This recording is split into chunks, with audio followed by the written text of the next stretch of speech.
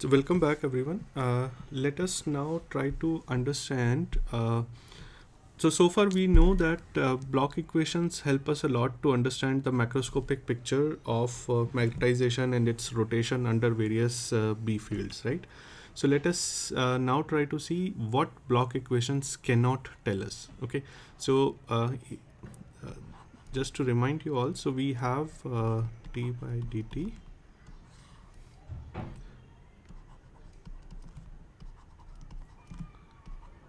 mz,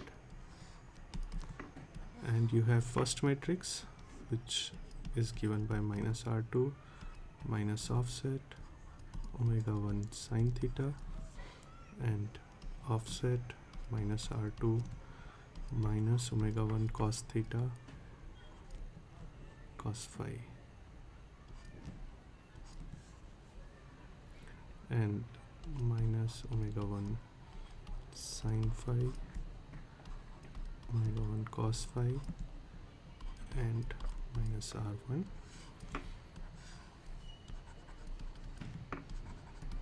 by mz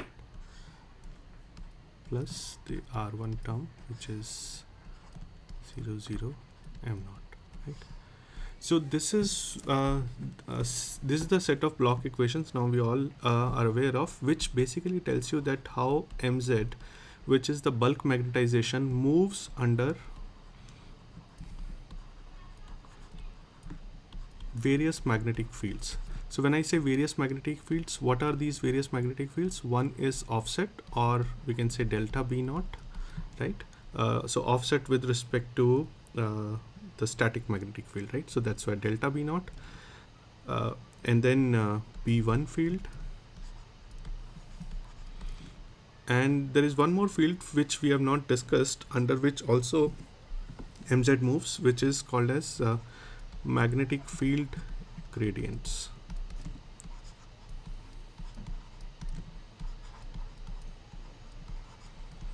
So for completeness, I will just mention this. What are magnetic field gradients? So if you consider this is the sample tube inside the magnet, and this is our sample. So we deliberately apply inhomogeneity. I know that we have discussed that the magnetic field B0, which is applied in this direction, has to be as homogeneous as possible. But what we do here is we deliberately apply, using a set of coils called as gradient coils, we deliberately apply a gradient of magnetic field which has some special purposes in different NMR experiments. So this is a requirement of a lot of actually NMR experiments where we want to kill a particular signal. So use is to kill a specific signal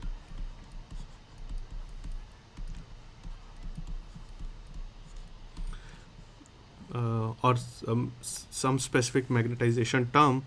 So we want so we apply gradients, and for example, let's say if we want to measure translational diffusion coefficients,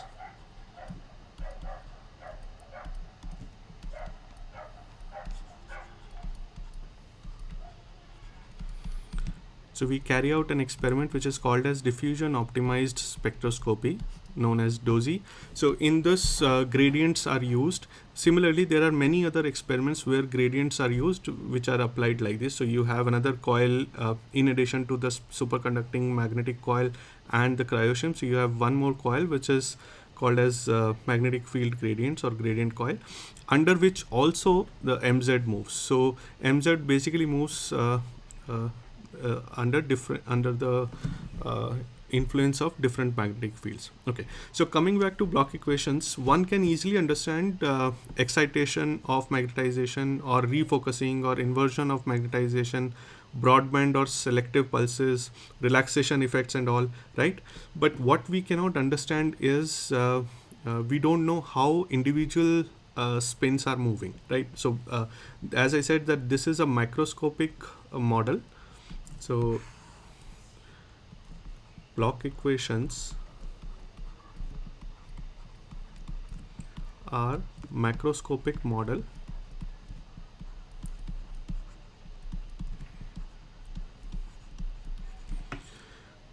and does not tell about how microscopic spins or individual spins, in other words, move under various field, right? So the idea is if we do not know how different spins are moving, we don't know how they are interacting. So basically no information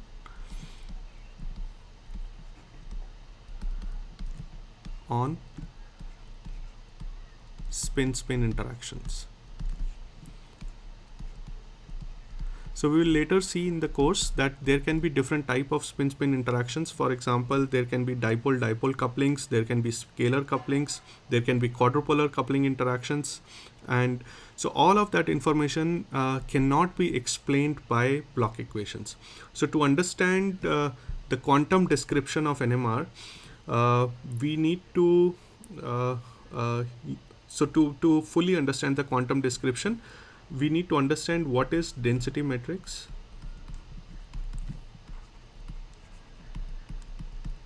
which is represented by rho t, and then we need to understand what are spin Hamiltonians,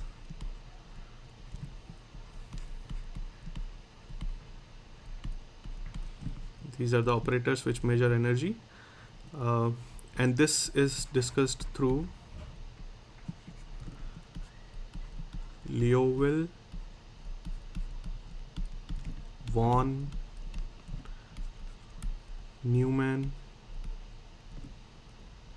double N equation. Okay, so don't worry about if you don't know these terms. So Liouville von equation, then spin Hamiltonians and density matrix. So this together will give you a complete quantum description of NMR. But before we go there, so let us try to understand the basic quantum terminology that will be used to discuss all of this. Okay, so let's first go through the quantum mechanics required to understand all of these above topics, and so I will try to remind you again that these results will be taken as is from quantum mechanics and are not derived in this course, because this is not in the scope of this course. I'm just mentioning the quantum mechanics results directly. Okay, so let us start introduction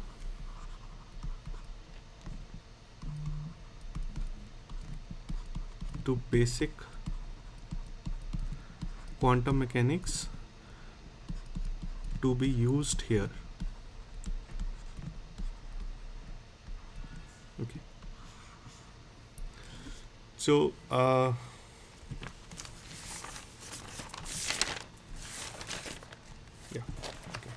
so now state of quantum particle is completely defined by an entity called as wave function. We all are aware of that. So wave function, Fn is for function, describes the state of a quantum particle. So we are all talking about quantum particles here, right? And this can be represented by psi xt.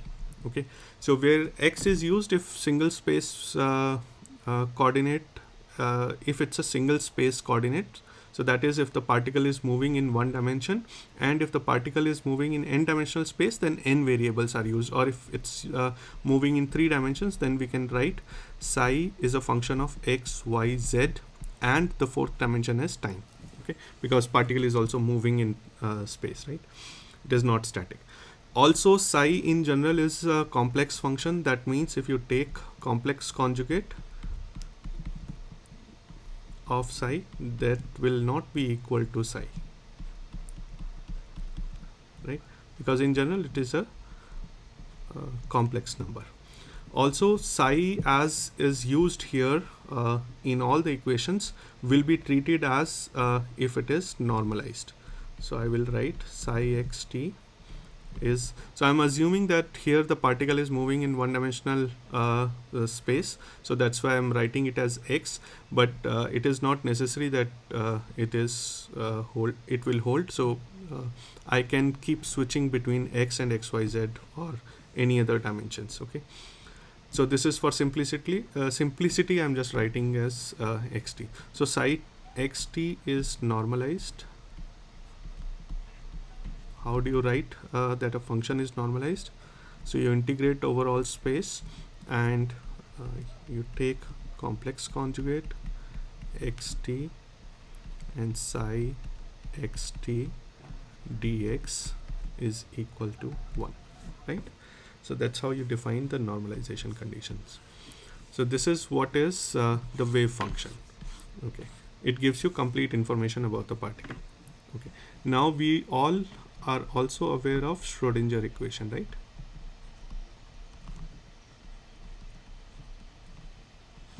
What is a Schrodinger equation? We all must have seen. This is h psi is equal to e psi. Okay, so the little caps over here define that it's an operator. H here is Hamiltonian operator, which measures energy.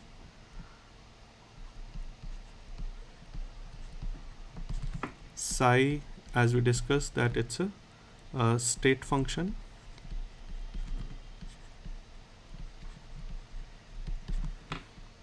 And E is the eigenvalue.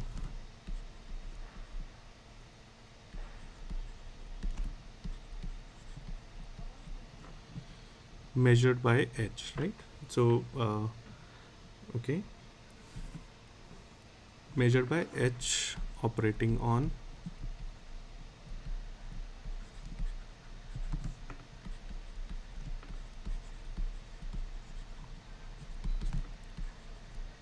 psi. Okay. Also in this case, psi is time independent.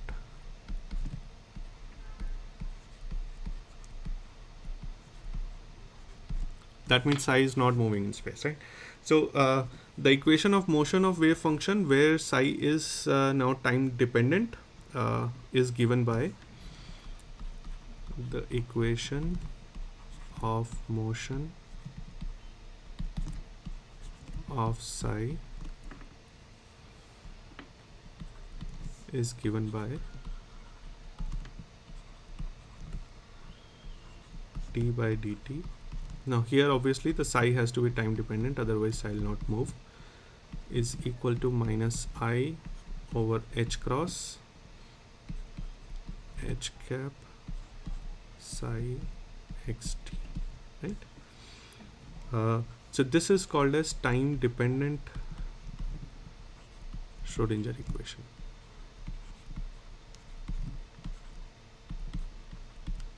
Okay.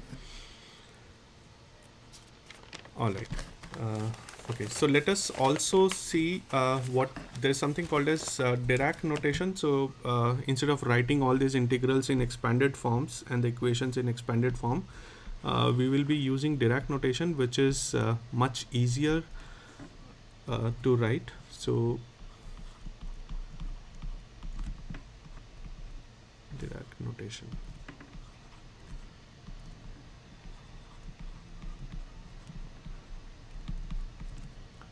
So what is Dirac notation? So here each state can be unambiguously defined by a quantum number. So what we are saying is that each state can be unambiguously defined by a quantum number.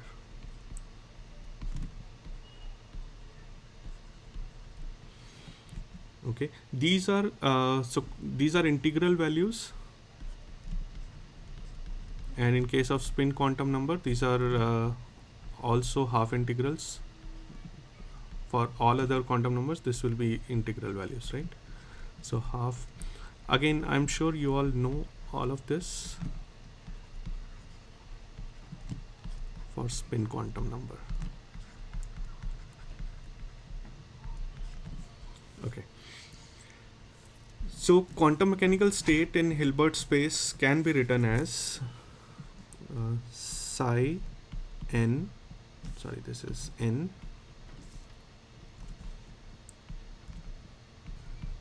xt is equal to ket n. So this symbol is pronounced with a vertical symbol and the arrowhead type of symbol. This is pronounced as ket n. Okay. So any state function, any wave function can be written as a in Hilbert space as ket n. The complex conjugate. So this is just a notation. So do not be worried about what this is. This is just a notation which is given by Dirac. The complex conjugate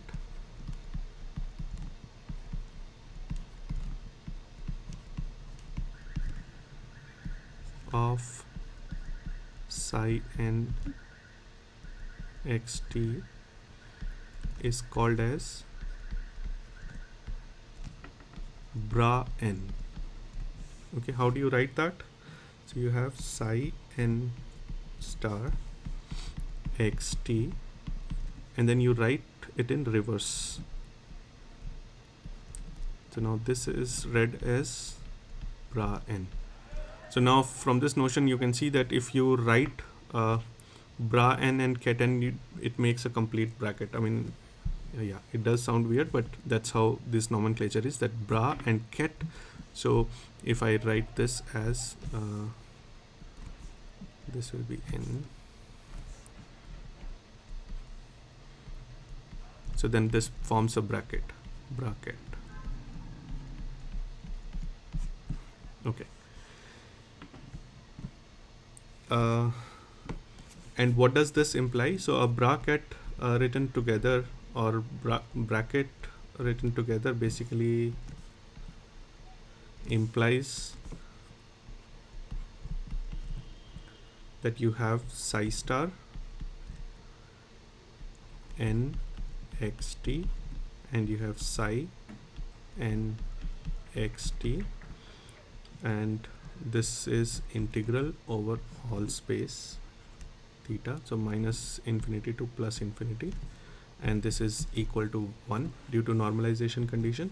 So we can say that this nn bracket nn is equal to 1. Okay. And what happens if you take the reverse product? So let's say if you want to take let's define a state like this, which will be, so ket a can be written as, let's say, a1, a2, a3 and so on.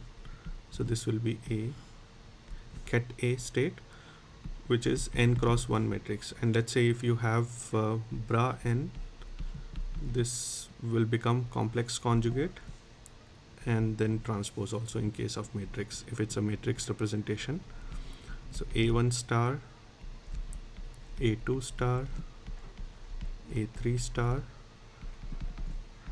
an star. Now if you take, this is 1 cross n matrix, right? Now if you take bracket product, that is this product, you can easily see that this will turn out to be a number, right? And if it is normalized, this number will be 1, because this is n cross 1 matrix multiplied 1 cross n matrix multiplied by n cross 1 matrix. That will turn out to be, so that is 1 cross n matrix, which is getting multiplied with n cross 1. So this turns out to be a 1 cross 1 matrix, right? So this will turn out to be just a number. Okay, and if this is normalized, the number will be 1, right? Now if you do a reverse product, this reverse product is called as inner product. Okay, how do you write that inner product?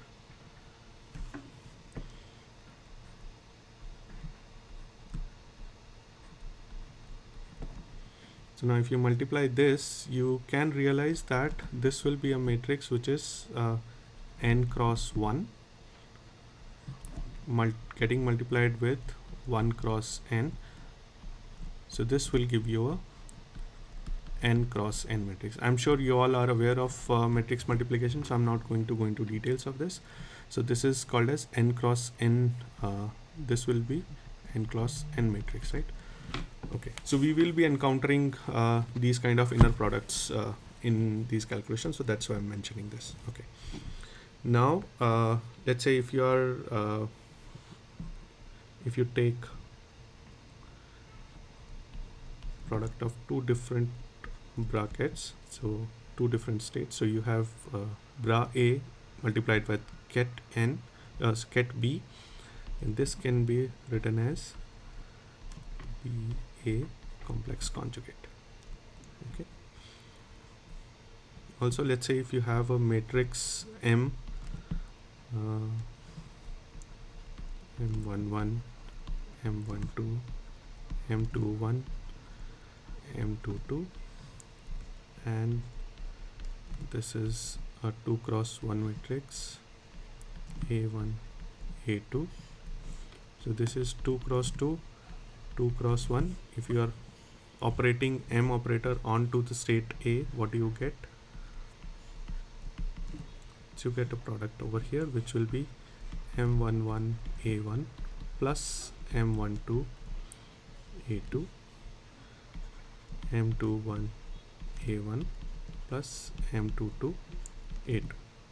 So what you got is a 2 cross 1 matrix. It's a ket vector now. So you can define a vector in terms of a column matrix, and hence it is called as a ket vector. Okay. So this is a little bit of basic, and let us now also look at observables. So experimental observations, how do you do experimental observations in quantum mechanics?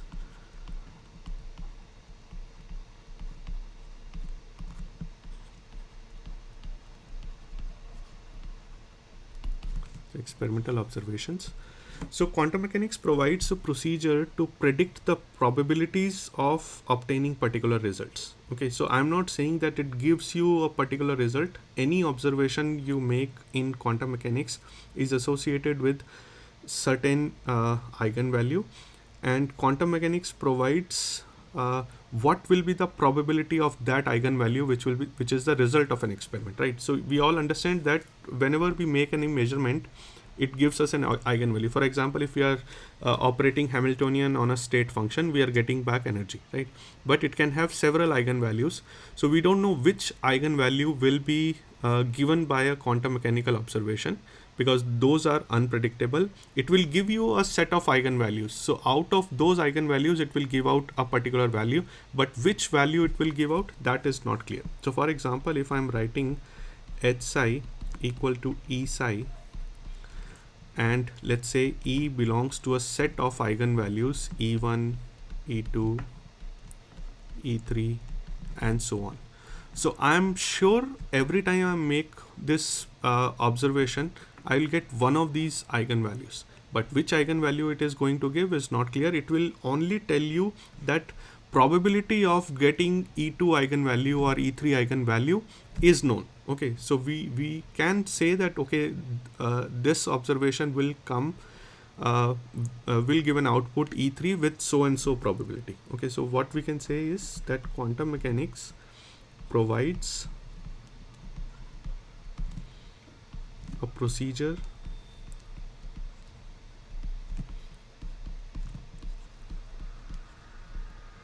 to predict the probabilities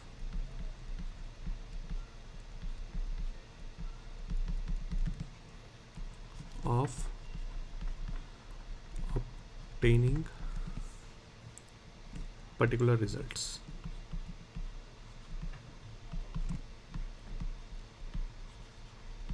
Right? Okay. So so in quantum mechanics, each experimental observation is associated with a Hermitian operator. So if the operator is Hermitian, that means the eigenvalue is going to be real. So for example, when you're measuring the position of a particle, x-axis is associated with x operator, right? So x operator is associated with measuring position of a particle.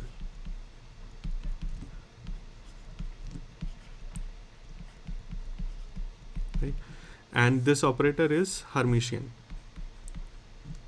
I'm sure you all are aware of what Hermitian operators are. This will give you always a real, if the operator is Hermitian, that means it will give you real eigenvalue. That means you can measure the experimental outcome. If the value is not real, if the eigenvalue is not real, that means you cannot measure that particular outcome of that particular experiment. Okay, so if we are writing it in matrix form, if Hermitian operators are written in matrix form, any operator can be written in matrix form if we know the eigenbasis of that. Then so to define Hermitian operator, complex conjugate transpose. I'm sure we all are aware of what is a complex conjugate transpose of that matrix is equal to the matrix itself.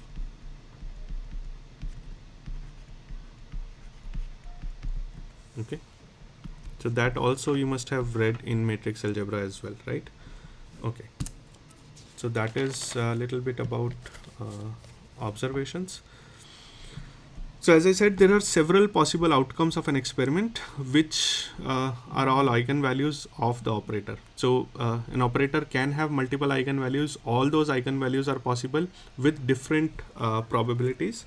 So it will not, quantum mechanics will not tell the chosen eigenvalue, but it does give you the probability of getting a particular eigenvalue. Okay, so now let us see if psi is the quantum state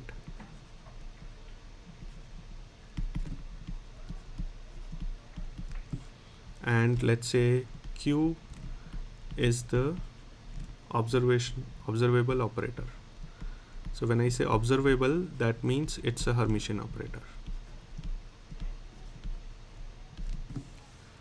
Okay, now probability of obtaining, let's now calculate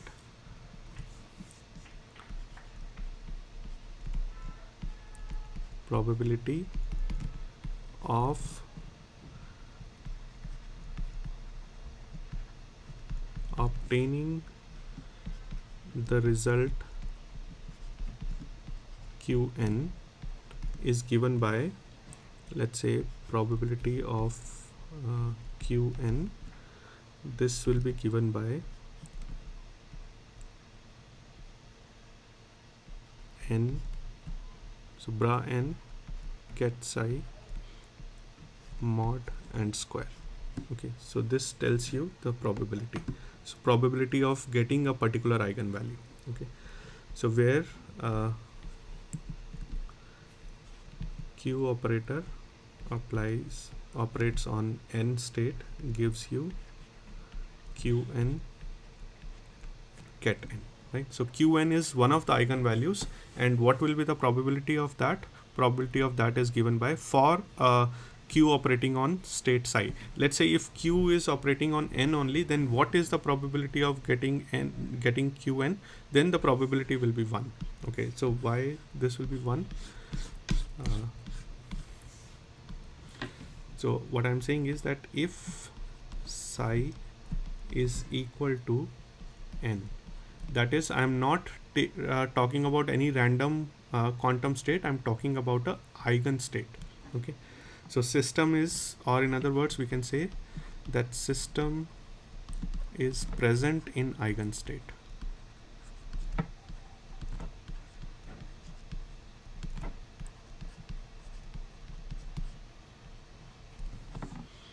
Then the probability of Qn will be given by 1. So you can see that this will be n square, and this term will go to n, will go to 1, right? So one can also get an average result of many observations. Let's say if you are saying that, okay, I'm not making a single observation, I want to make many observations. So in that case, what you get is an average result of many observations. So average result of many observations is given by,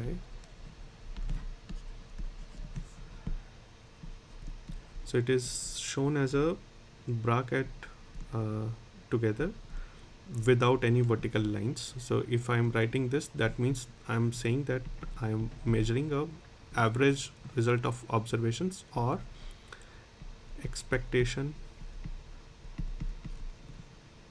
value. Okay, and this can be written as psi q,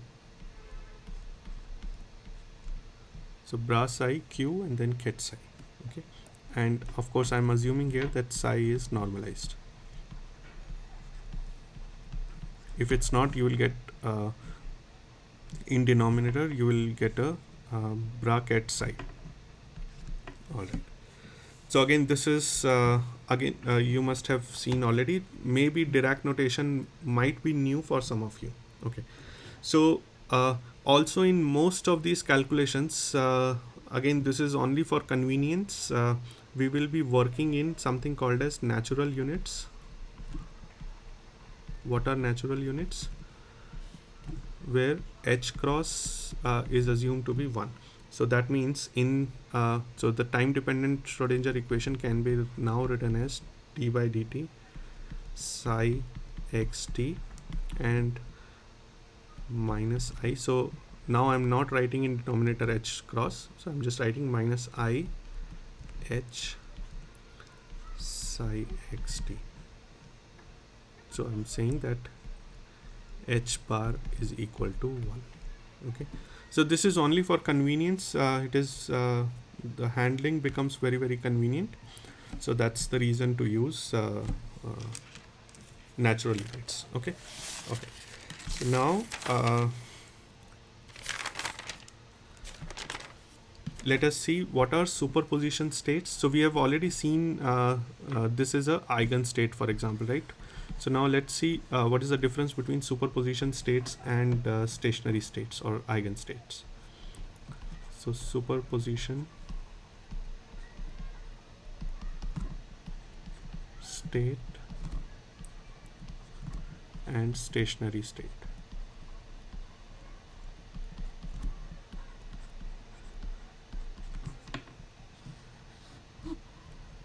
Okay, so for a spin half system, we have learned that there are two states possible defined by the azimuthal quantum number minus half and plus half, right? So for a spin half system,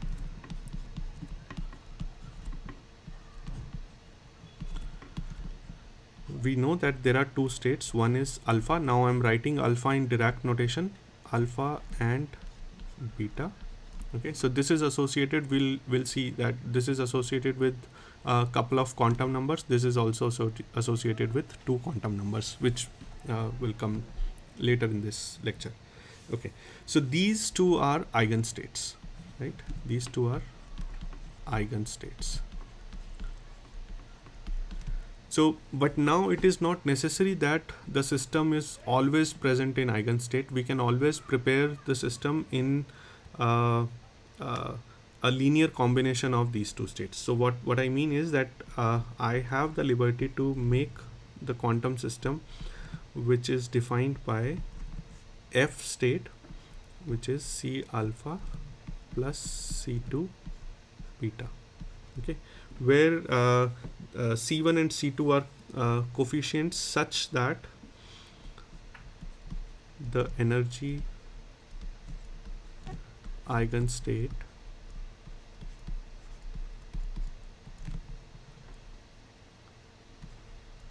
and the total states are normalized. Okay. We already know that this is normalized, so the whole thing is also normalized. So that's how this relation holds. So that means so if we can prepare a system like that, then this state is called as superposition state.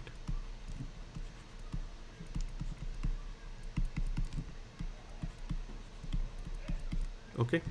Uh, so why alpha and beta are called as stationary states? Because let's say if the system is prepared in these states, it will remain there as long as the Hamiltonian does not change, right? So system prepared in eigenstates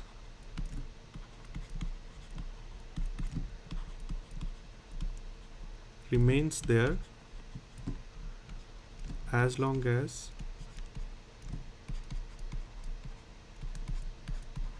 Hamiltonian does not change.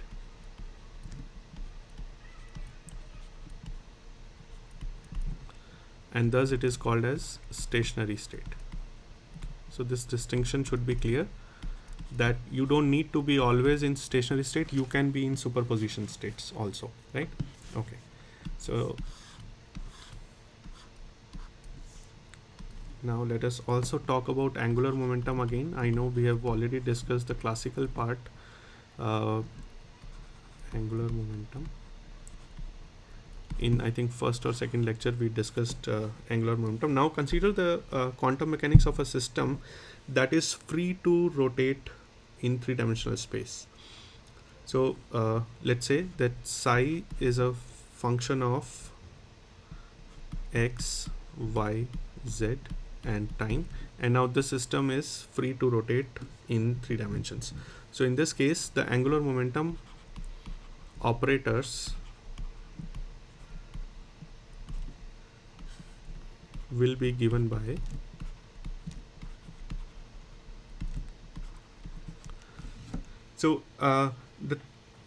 the different components of angular momentum operators along x, y and z axis can be actually divided into different parts.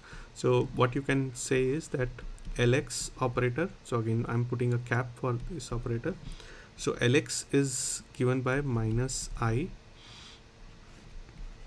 y dz minus z dy, and similarly Ly is given by minus I z dx minus x dz, and Lz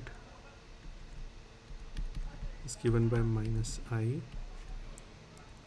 x dy minus y dx. Okay. Now what are these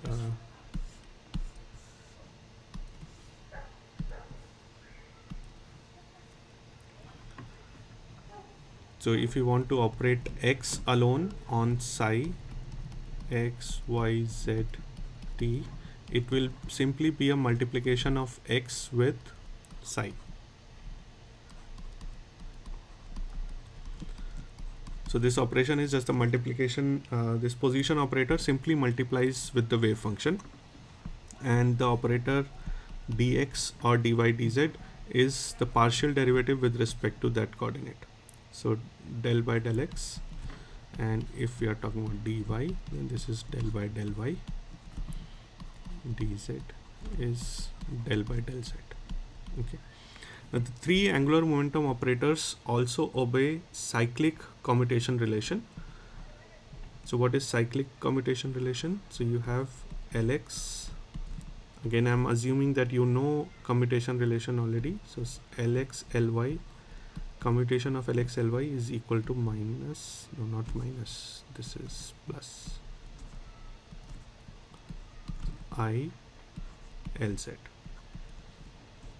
Again sorry, this is not vector, this is operator, and you can write a symbol cyclic, so that means if you replace x with y here and z, so accordingly this will change. Okay, so for example if you are taking a commutation of y with z, then you will have x here, z with x you will have y here, and so on and so forth. Okay, now let's also talk about rotation operators.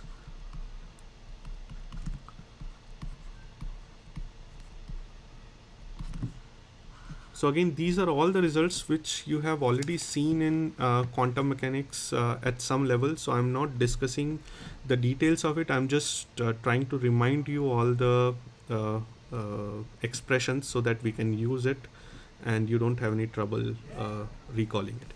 Okay, so rotation operators, these come in various mathematical techniques.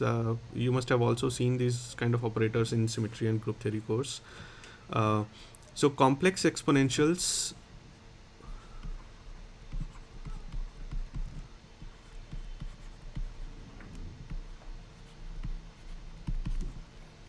of angular momentum operators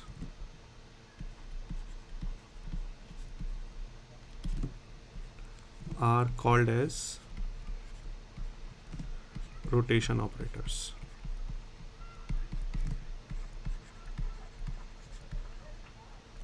Okay, what do I mean by that?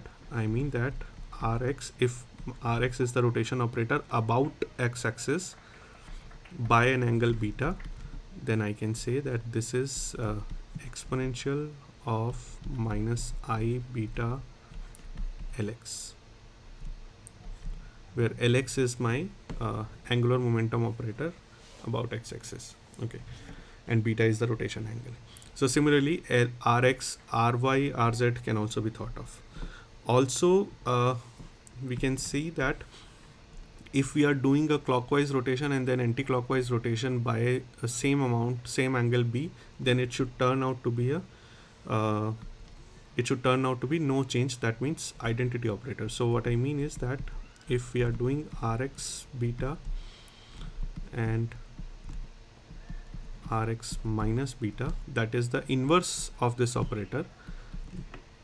This is called as identity operator.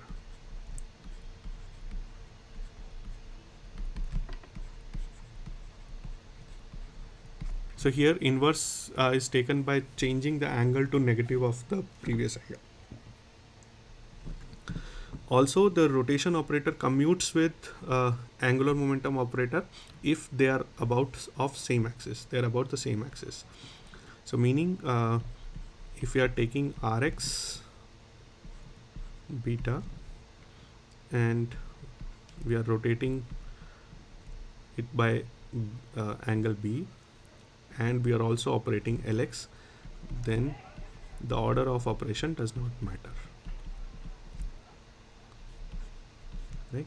But okay, so this means that if I am making a sandwich operation, what do I mean by sandwich operation? So if I operate rather, not multiply, if I make a sandwich operation like this, then I can always interchange their position, because these are these commute with each other, and so I can write this as Lx Rx beta Rx minus beta, and this can be thought of as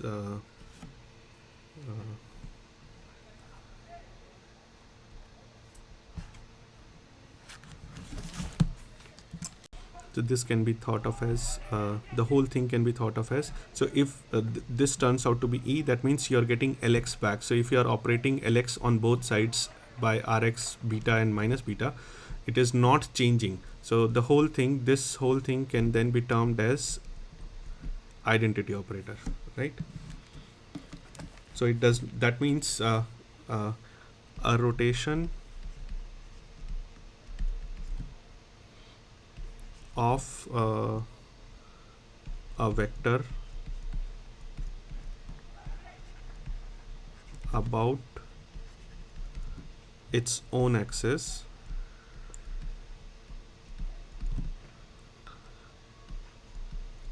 does nothing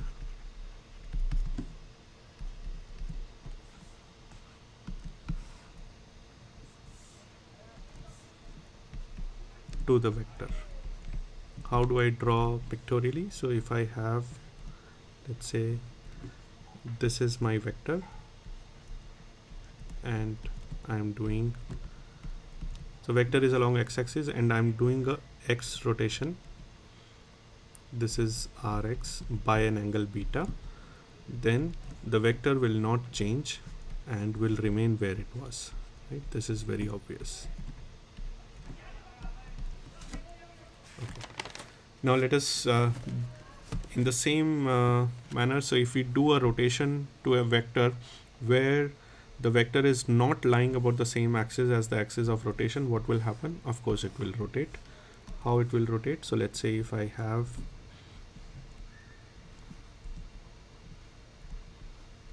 now the vector is along y-axis, and if I'm doing this rotation Rx beta, the vector will come here, right?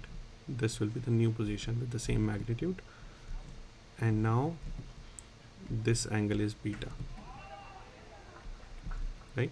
So that means what I can write is, if I am applying the sandwich operation to Ly, so here my vector is along Ly, to Rx minus beta, then this can be written as Ly cos beta,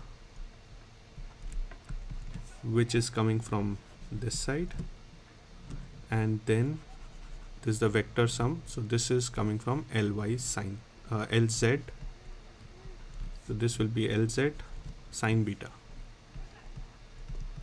right? This is easy to see visually, this is very easy to see, right? Okay, so now let's also see rotation sandwiches, and then we will stop for today.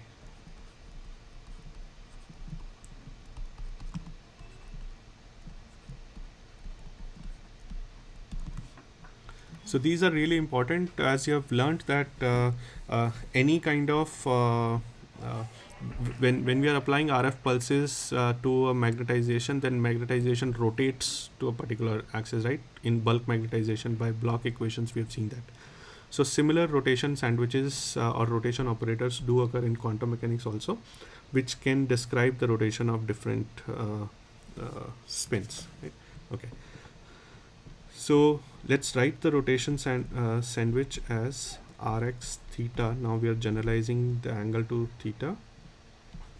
Ly Rx minus theta, and we can write it as Ly cos theta plus Lz sine theta. And now if the phases are different, let's say if instead of x rotation we are doing y rotation, and so you should be able to write this. So the concept should be very clear, so I'm not writing it for all three type of rotations. So this implies that the sandwich rotation for rotation operators, so that means now if I'm doing, so this is a sandwich operation for angular momentum operator, right? So now instead of this, if I replace this with another rotation operator, what do I get? So Rx theta, and instead of Ly, now I have Ry beta, and I have Rx minus theta. So now instead of this, I will have a exponential of minus I, and then the whole term over here, minus I beta. Beta is the angle, and this will be Ly cos theta plus Lz sine theta. So this is very easy to understand. This comes from the definition of rotation operator, where we take the exponential complex exponentials of angular momentum operators are called as rotation operators. So that's how if I replace this, then I'm going to replace this also, right? So this relation is called as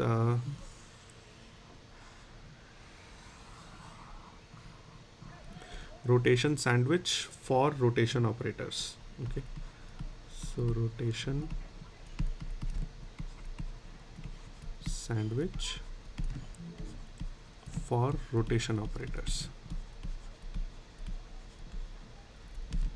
Okay, so for example, if you are now taking theta equal to pi by 2, again this will be used as you must have seen, this will be used in when we are taking, let's say if we also have offset in addition to the B1 field, then we need to multiply the rotation operators corresponding to theta and also, right? So this relation comes very handy when we want to calculate the result of different type of rotations, different angles. Okay, so now if we take theta equal to pi by 2, it is very easy to understand that Rx pi by 2 Ry beta and Rx minus pi by 2 gives you exponential minus I beta, and what I will have here is Ly cos pi by 2 plus Lz sin pi by 2, right?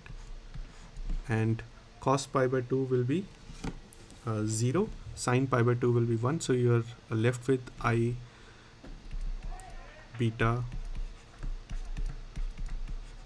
Lz, which is nothing but Rz beta, right? So when you apply a 90-degree pulse onto a Ry vector, you are going to get Rz, right? This is how it works. Okay, so that is all for today. We will discuss more of quantum mechanics basics related to angular momentum and spin angular momentum in next lecture. Till then, if you can go through the basics again through some quantum mechanics book, it will be nice. Thank you.